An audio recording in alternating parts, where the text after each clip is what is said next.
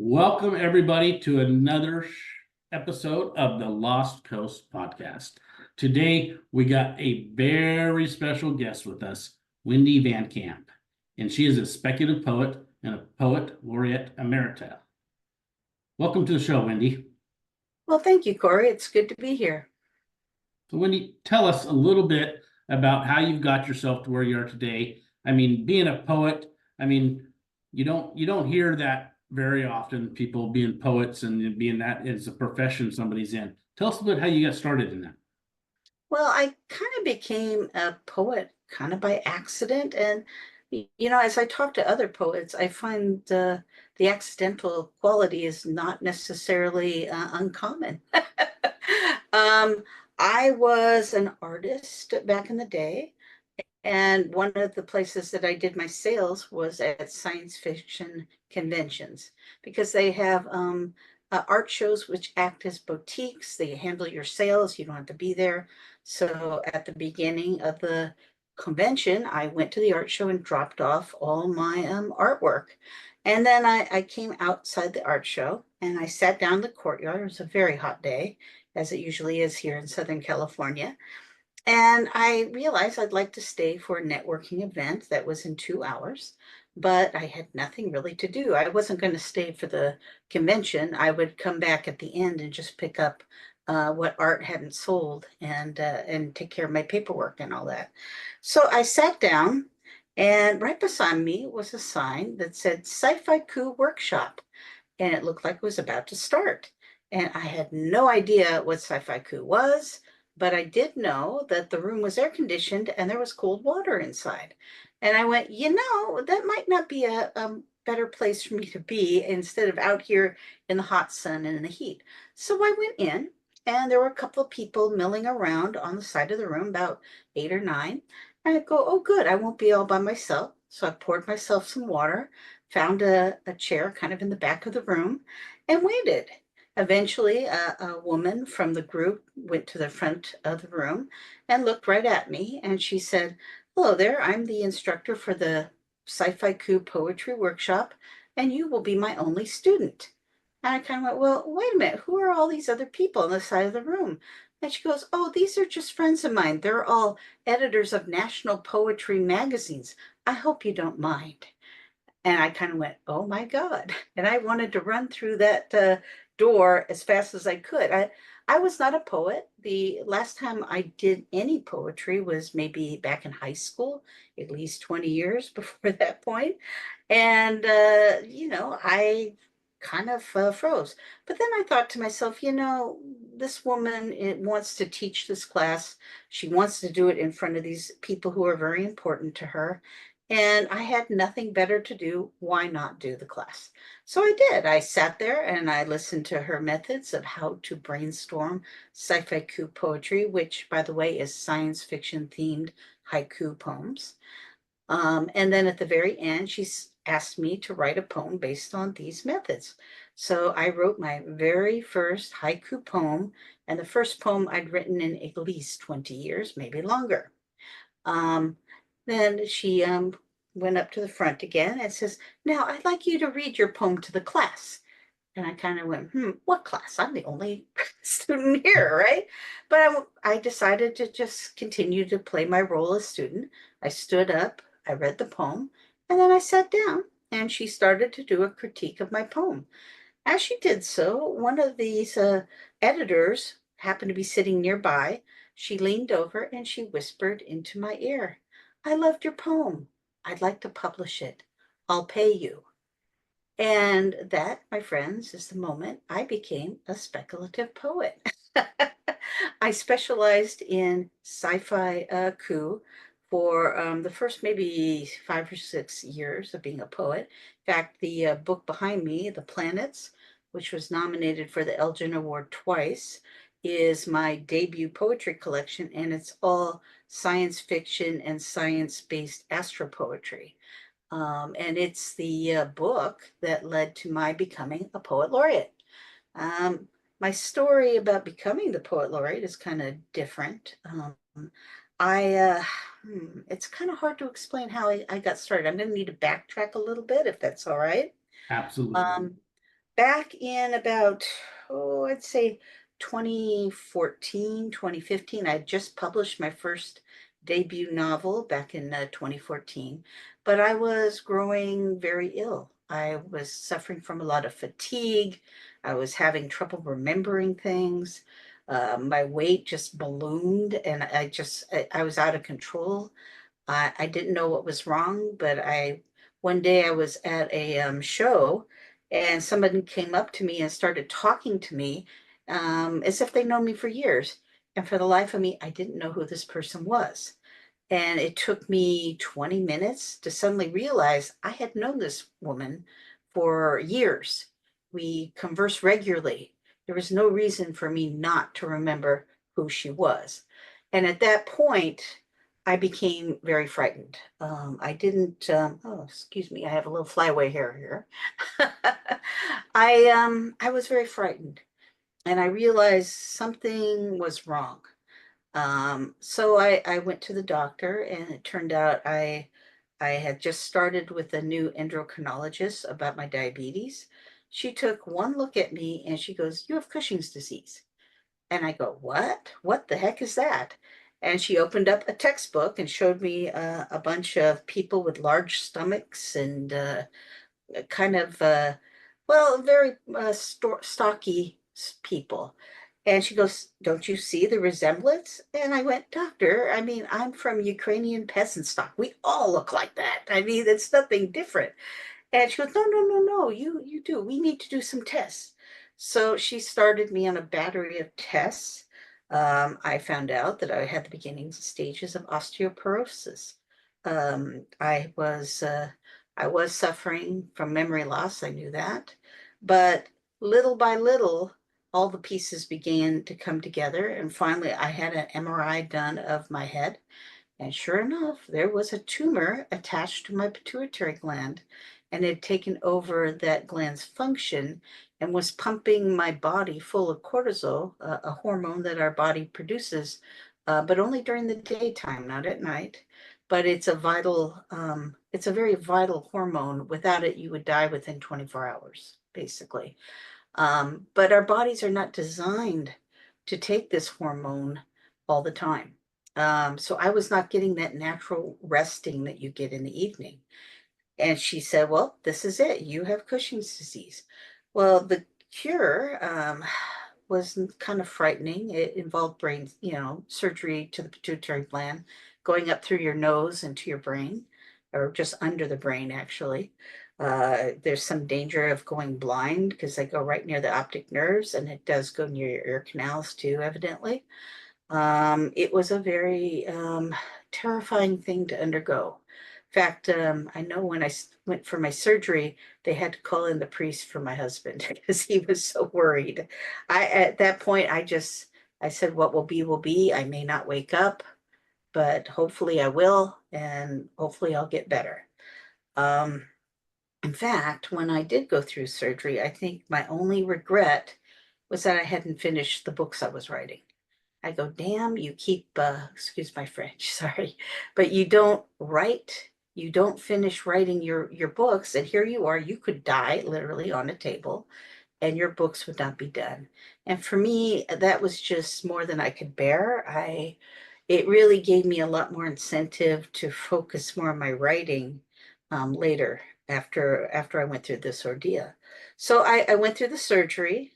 I was basically housebound for about 2 years.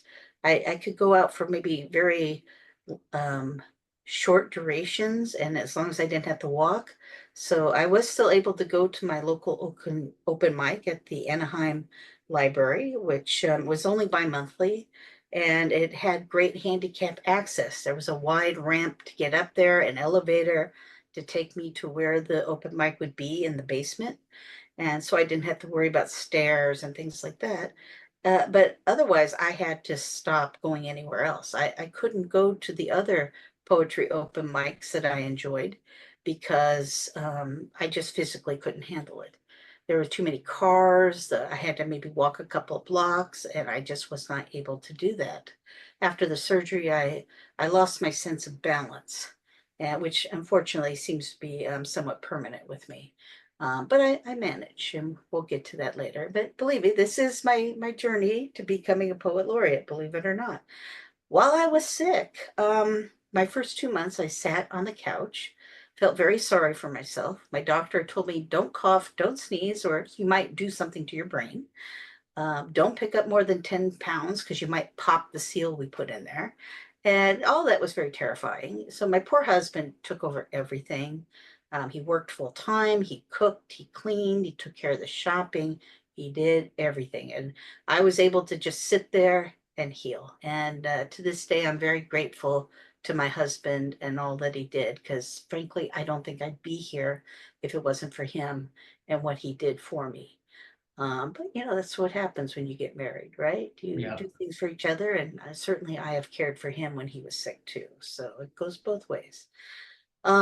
So I sat there for about 2 months feeling sorry for myself.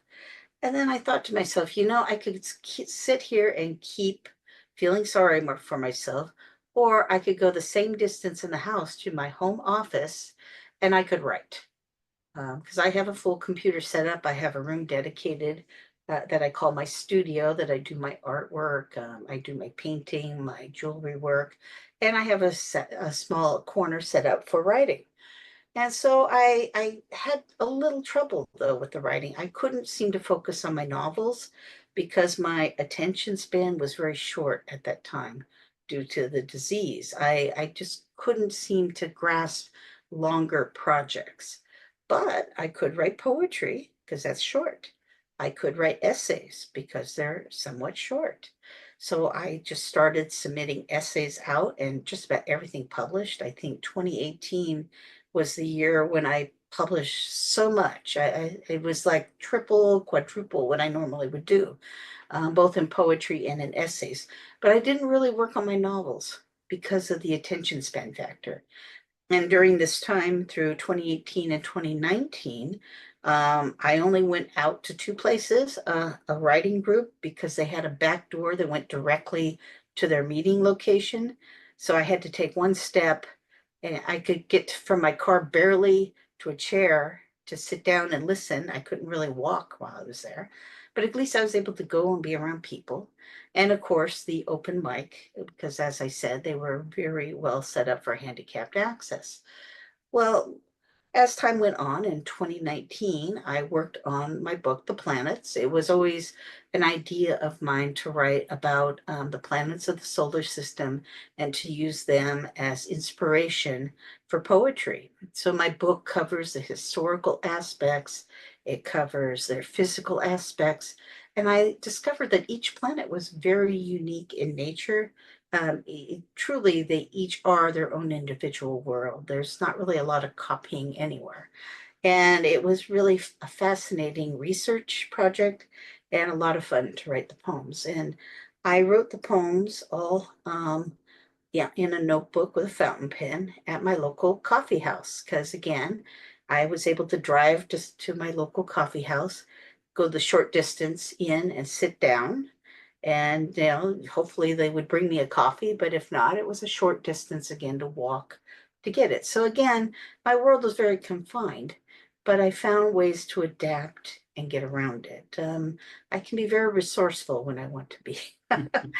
um, but anyway, in 2019, um, the city of Anaheim decided that they wanted a new poet laureate. The old poet laureate had been there for his longer, I think, no, for his full 2-year term. And so they had advertised the position. And I wasn't sure what to make of it. I took the planets to the open mic and I held it up very proudly because it's my debut book. And I read from it. And next thing I know, the former poet laureate comes up to me and says, Wendy, there is a poet laureate position open. You ought to apply for it. And I went, no, get out of here. I was just stunned. Well, then I got an email from the librarian or head librarian of the library, and she said, I'd like to strongly encourage you to apply for the position. And I told myself, I'm not worthy. This is a poet laureate position. This is something that's very honored. It's a bucket list kind of thing for poets. Very few poets become poet laureates. It's very few and far between. And this was such a rare opportunity. But, sometimes we as women, we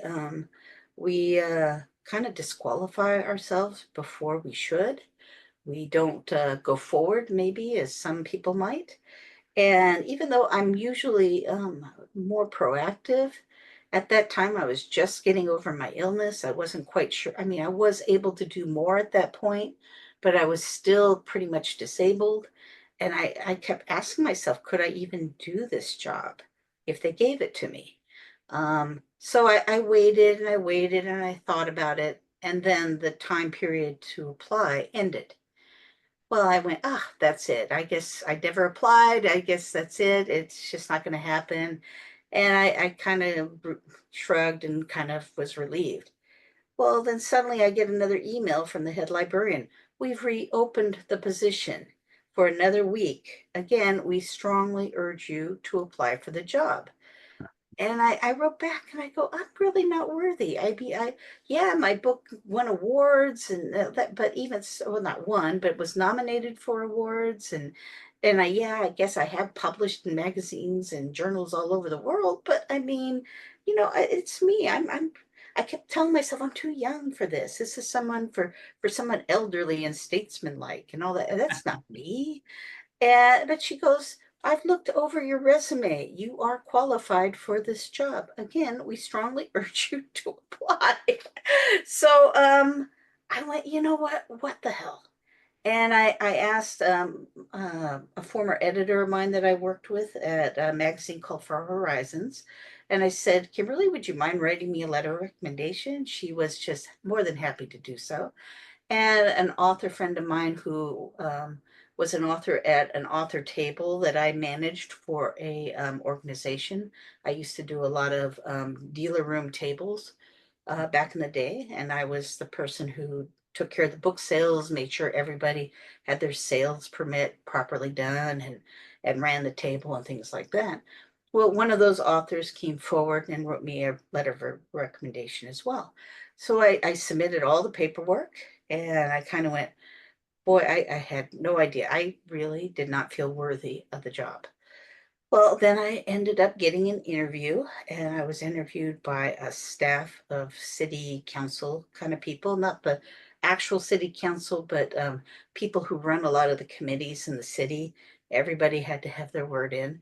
I had to perform my poetry for them and then answer in depth for a full hour questions about my thoughts and feelings on things, how I would act in certain situations, blah, blah, blah. So I was very drained by this committee I guess interview you would call it. And I told myself, oh boy, after that, I'm not gonna get this job. They were very intense.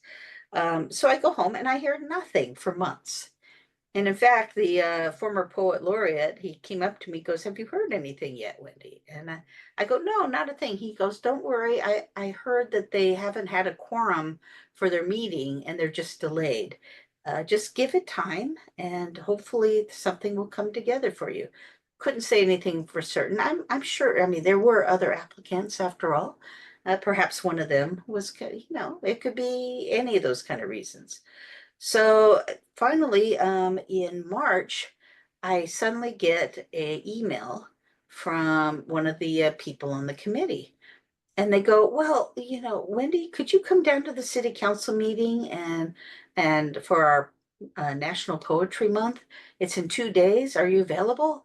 And I wrote back, I go, sure. She goes, oh, good. Oh, and by the way, you're our new poet laureate. That's how I found out. So I go down and I accept the well, I didn't actually accept it. The head librarian did. But she introduced, or he rather introduced me to the council, and I had to read a poem which they told me to prepare. So I prepared one that had gotten a pushcart prize nomination. But then he says, and now it's to you. And he just expected me to go up and talk and do a presentation with no preparation and not even knowing I was supposed to do it. And thank goodness I speak on panels all over the place. I've been a panelist at science fiction cons for almost 10 years. So having to just go up and talk is very easy. Well, maybe not easy, but at least I had things that I have done in the past. And so I just sort of went on the fly and I ended it, and I looked back on a crowd that it was a really busy city council meeting, and there must have been hundreds of people in the room. And when I read my poem to the council, they were so stony faced because it was a very serious council meeting. But as I read about immigrating to Mars in Sci-Fi Koo form, in a series of Sci-Fi Koo, they suddenly kind of stopped what they're doing, stared at me, stared at each other, pointed at me, pointed at each other, and big grins went on their faces. I think I made some impact. And when I turned around afterwards, the crowd, which had been muttering behind me, had gone totally silent. And I thought to myself, oh gosh, oh, what do they think of my poem? And I turn around and I'm greeted with hundreds and hundreds of smiling faces looking on me. And as I left, people would come up and they wanted to shake my hand and tell me how much they liked my poem. And when I found the head librarian at the back of the room waiting for me, he just said, and that's how it's done. So I guess I did okay. But anyway, being a poet laureate has been really very interesting, I guess you could say. I started with almost nothing. They asked me to put together an anthology of poetry. There hadn't been one before, but this was something that the city decided they wanted to have their poet laureate to do. So I was tasked with that. But they also said they wanted me to support the open mic at the library. And I noticed the previous poet laureate had always been there. He always just kind of sat in the back and looked kind of tired. But well, especially toward the end of his term, and now that I've been a poet laureate for the 2-year term myself, I very much understand how he felt. But you do get a little tired toward the end. But anyway, I decided to just go with gusto. Nobody in our community really thought of themselves as poets. A lot of them liked to write essays. They would come to the open mic and read their classroom projects, that kind of thing. But they really weren't poets. And then we had some guitar players that would come and play music. And, if you think about it, musicians are poets in a way. It's just they have that added element. But none of them thought of themselves as poets either.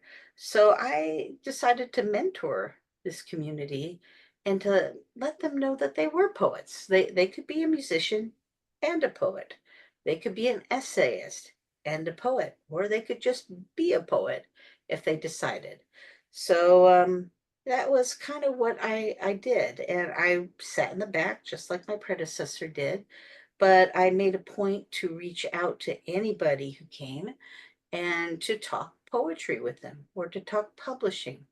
Now, I'd been a mentor anyway for years via the Science Fiction and Fantasy Poetry Association.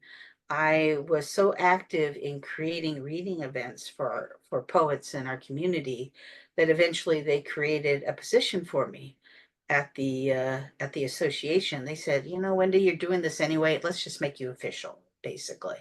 So until for about 2 years before I became a poet laureate, I was there doing that community service. So I just kind of moved that to Anaheim.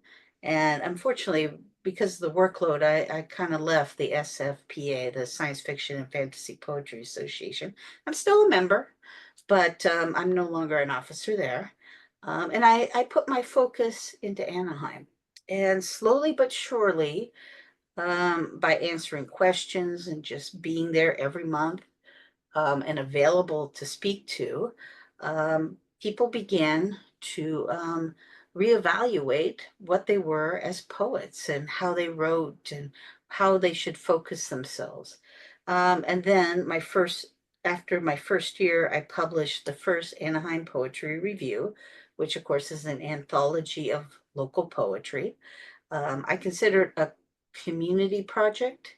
I don't really think of it as a quote unquote professional anthology. I do that too. My Eccentric Orbits anthology that I do each year is a professional book that you can find on Amazon. And honestly, we have some of the top poets in the speculative field in my books. And I'm very, very, very grateful to them for being part of my project. And I really didn't seek them out. They just kind of came on board. I guess by word of mouth. I guess they realized that this was a professional book. They wanted to be seen in it. And they began to notice that a lot of poets out of my anthology series were nominated for awards, and a few even won them. So for the work in my books. So yeah, and I'm diligently trying to get issue number 5 done right now, as a matter of fact. But that's neither here nor there. But I really think the Anaheim Poetry Review is what set our community. Not only were the poets able to get their first publishing experience, I also nominated for Best of the Net and for the Pushcart Prize for the poets in my anthology. I mean, yes, we were a small community thing, but we met all the criteria, and having a nomination of this type is really useful for a poet to have in their CV. So I felt it was very important to nominate for awards, even though we were a small journal. And as it turns out, being nominated for an award, and then of course I announce it at the open mic and have everyone stand up and have everyone applaud them, and it was all fun. But it left an impression, and it suddenly made people realize, oh, I'm a poet. Within a month or two of publishing of the first issue, I noticed this drastic increase of quality of work among our poets. It's almost like they suddenly realized what they were doing. And it's just like, it just sort of blossomed.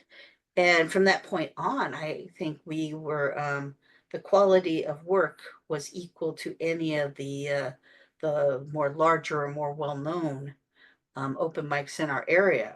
But it was just our own homegrown people. So I really feel that between the anthology and my mentoring and the fact that our librarians were there and very steady, always having the program going on time and to be um, hosted properly and all that kind of things. All these things went into the formation of our community. So by time I left, in fact, my last month there, I put out a second issue of Anaheim Poetry Review. And then my successor, Camille Hernandez, she was published in Anaheim Poetry Review. I nominated her for a Pushcart Prize twice, and I think I give her Best of the Net too. I mean, she's a very good poet, naturally.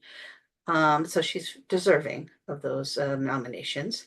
But they were on her CV. So when the city was looking for my successor, they were there for her. So now I'm not to say that's the only reason. She's very accomplished in many ways, has an MBA, that kind of thing. But yeah, I think it was helpful for her to get started to have those things for her resume. Um, so once my term ended this past May of 2024, and I worked so hard. I was so tired because not only was I doing all the work for the city, I was still actively publishing my own work. I was still doing my own anthology. So I was doing 2 anthologies for 2 years in a row. And that's a lot of work, and it really wore me out. I think this year, that's why my eccentric orbits is running a bit late. I just was so exhausted. It was just very difficult for me to go forward. Plus, because I've been a poet laureate for 2 years, my speaking engagements have been through the roof. I mean, and don't get me wrong, I'm not complaining. I'm very happy for that. But again, it's difficult. It's taxing physically on me. And then I was speaking in Scotland, and let's just say I had a wee tumble down some castle steps in Scotland, and I ended up injuring my leg, and oh my gosh, it was something else. But again, that has slowed me down considerably this fall. So recently, I just decided I'm going to stay home. I'm going to podcast maybe a little bit more, which which is why I was glad your podcast was available. You're one of a couple that I've selected. And yeah, I'm just home doing a little podcasting and resting my leg at this point. But there's so many things I want to do for the future. On my way out of the poet laureate position, I was offered a job as host to a radio program called Poets Cafe from KPFK 90.7 FM Los Angeles. And it's on Wednesdays at 2 p.m. And I'm one of a couple of hosts. But what I'm doing is I'm interviewing poet laureates for the radio show. And that's kind of been my focus, being a poet laureate myself. It makes it a little bit more easy for me to approach my peers, so to speak. I haven't done a lot of episodes just because I've been so busy, but I intend to continue with it and to continue to produce radio shows. But also, I joined the SFWA Poetry Committee, and I'm one of the co-chairs of that committee. And we're working on developing a Nebula Award for poetry. And I am helping to design new programming for poets, for speculative poets in particular, for the members of the SFWA. And of course, that's the Science Fiction Writers Association, one of the premier science fiction writer organizations in the world, frankly. So it took me a long time to qualify. It's only been recently that they've accepted speculative poets as part of their membership. Excuse me. But that happened last year in August, that they opened up the membership to speculative poets. So in other words, to be a member, you have to qualify by selling a certain amount of money on your books, and they have to be speculative fiction books. They have to be science fiction, fantasy, or horror in genre. So my essays didn't qualify me. My historical fiction didn't qualify me, which sold a lot of copies, which is a shame. But they would accept the sales from the planets and also sales from magazines. And thankfully, one of my editors, who had been diligently paying me basically $20 a poem for 8 years, wrote up a nice letter, detailed all the money she paid to me and what they were associated with, so that I could submit it to SFWA. And between that and my book sales, I was able to gain my membership after 13 years of waiting. Wow. So yeah, it was always my dream to be a member of SFWA.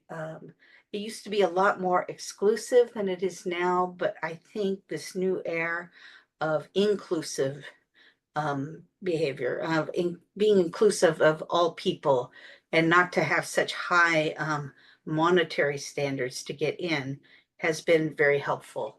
And I love the new people that are coming in. They're very dedicated to their craft. And it's been a blast to be there. Excuse me, I need a little water. Yeah, no problem.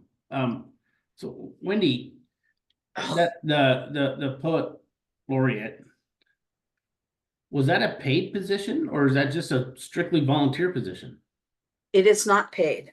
Okay. Your Yeah, payment is basically the title, the title. but the title alone has been more than worth it to me. Okay. Being a poet laureate is maybe you even call it a sales quality. I hate to put it that way, but it aids in my marketing. I have been a writing coach probably for 8 or 9 years, but I always did it through my organizations. I would mentor the people of the organization I was an officer of, or I would mentor the poets of my community. And I didn't feel that I should take money for that because I was their poet laureate. I didn't want to monetize at that point. But my term is over and I'm no longer an officer at SFPA. And I started thinking to myself, I have a lot of skills people are constantly asking me to review their poetry. They're constantly asking me for advice on what to do as writers, how to onboard onto science fiction conventions to become a panelist, or is their book proper? I'm often asked to write forewords or to write blurbs for poetry books. Just out of the blue. And I decided, you know what? It's time that I was compensated for my time. I'm not looking to make a fortune at this, but I think maybe the base rate of what somebody as a coach would make is appropriate at this point. I don't want to charge so much that I'm not available to the people that might need me.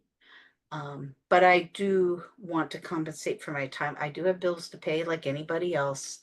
And if I'm giving away everything for free, that doesn't help me very much. And I also think when you charge just a little bit, the people who are more serious come forward, and people that are kind of looky-looing and don't really know, they they'll stay, they'll go on their own devices, so to speak. Because I've sat with people and talked for hours about how to do their books and giving advice, and maybe they give me buy me a drink or a meal or something like that. But if you think about it, that's not a good use of my time. I like my friends, and I'll always still be around for my friends. And I have told my poets from my local community here in Anaheim that if they need me, I'm there for them. I'm not gonna do that for them. But there comes a point where you need to start thinking more for yourself. And yeah, so I've opened up my own small press. It's called Indigo Sky Press. I think I'm probably going to start my own anthology series. Eccentric Orbits is through a small press in Canada called Dimension Fold Publishing. And I will either take the magazine from there and to my own small press, or if he decides he wants to keep it, which is fine. I won't. We've had a good working relationship for half a decade, and I like the dude, so I don't want to make any trouble. But if he decides that, then I will simply just start with my own title and start over. I suspect the poets will just come. I won't have to worry about that. So yeah, it's kind of a new era for me in a way. I'm still speaking up the wazoo. I'm speaking internationally now, where before I was a poet laureate, I was kind of venturing out around the United States, but I was mainly local. But now I speak all over the world, and it just seems like every time I turn around, there are more invites. So that's all for the good. And they're not all, come speak for free. I am offered honorariums a lot more frequently now too, and I believe it's because of the title. So yeah, it's been Mr. Toad's wild ride, if I can borrow a Disney phrase. And since I'm from Anaheim, I think I can do that. Yeah. Well, Wendy, this has been great. I mean, that's a lot of information, and I commend you for your success that you've had. You just don't hear these kind of stories very often. To be, like you said, it's pretty impressive to be in that position. Mhm. Number one, I mean, so if somebody was into the poetry piece and they want to get some advice and work with you, what's the best way for them to reach out to you? Well, one, you can email me via my contact form on my website, which is wendyvancamp.com, just how it's spelled on the podcast here. Or you can go to my new small press, Indigo Sky Press, which is Indigo Sky with an E.com. And I have kind of a little form that you can fill out, and you can purchase a consultation. I'll probably have my, like if you want to have a poem critiqued and all that, I'm going to have that set up probably within the next month too. I just literally have not had the time just because of all the summer speaking engagements I've been involved in. But it'll be there and you can sign up. The form will not immediately, ask you to plunk down your money. I do ask you to describe your project first. And if it's something that I feel I can help you with, then we'll go ahead and process your fee and we'll set up a meeting probably on Skype. So it's a free account for you and for me. And we can talk as long as we need to. But generally, I have my sessions to be about an hour. Um, and I'm probably going to set up something where if you want to buy maybe 3 sessions, you can get that at a bit of a discount. Again, I'm not charging a lot of money, just enough to basically help me pay a few bills and travel expenses. And but it's also because if you pay something, you're more serious. And I really feel I'm more effective with people who are really where their writing is important enough that maybe they're willing to plunk down a few dollars to take care of it. I hope that doesn't sound too mercenary, but I've been a small business woman for over 30 years, and I guess I think in those terms these days. Um, but yeah, it's all coming along, and I can do a lot for people. Like I said, I've been mentoring people on how to onboard onto conventions probably for almost 10 years now. What I do is I walk you through the process, and as you're applying, I can be there to help you with that. Sometimes even the people that I'm mentoring come to the same convention as me, and then I'm there on in the field too. But I can't promise that for everything because I only go so many places. Yeah. But I can help you with that. I teach a class on how to put together your own chapbook, but I can give you personal advice tailored to you to help you decide what theme you want to use, how you want to organize it, and so on and so forth. There's a lot I can do. So, but if you fill out the form and you put down what it is you're thinking about and what you need, and if I feel it's something I can help you with, then I'll charge you and we'll go ahead and do the thing. But again, if it's something I feel that doesn't warrant a full hour or it wouldn't really be worth your time, I'll just tell you that. And then you don't have to put out any money for something like that because you know we all have our own you know. Yeah. So yeah. So basically that's kind of where I am right now. Well, that's great information, Wendy. And if to all of our listeners out there, if you're looking to get a little advice on your writing skills and, looking for a little, it's just like I say, some little advice, some little tidbits, don't feel free to reach out to Wendy. She's Mhm. friendly enough that I don't think she's going to bite anybody. So she's just here to help. So Like I say, I only bite on Tuesdays. No, I'm yeah, kidding. well, that's good. I'm really busy on Tuesdays. Well, Wendy, with that being said, I mean, it was great having you on the show. There was a great story. I'm sure everybody listening got something out of it. I mean, I know I did. I mean, it's an area of expertise that be honest with you, know nothing to very little about, but I did learn a lot. And it's another feather I could put in my hat to know when I hear that I know what it means now. So I think that's great. Mhm. Is there any last words you'd like to give to our listeners today before we sign off? Just if you're interested in poetry, keep at it. You can say a lot in a small space, and in today's internet of and people's shrinking attention spans, poetry is kind of where it's at right now. So I urge you to go out and write and to read what you write at open mics and spread the word. And yes, there is such a thing as speculative poetry. And it's okay to write it. If you want to write about technology, about the future, of things of that nature, and you thought it was kind of weird, but you were trying to put it into a literary scene, there is a home for you. It's called speculative poetry. And there is a community of thousands of poets like you. There are awards for you to apply to.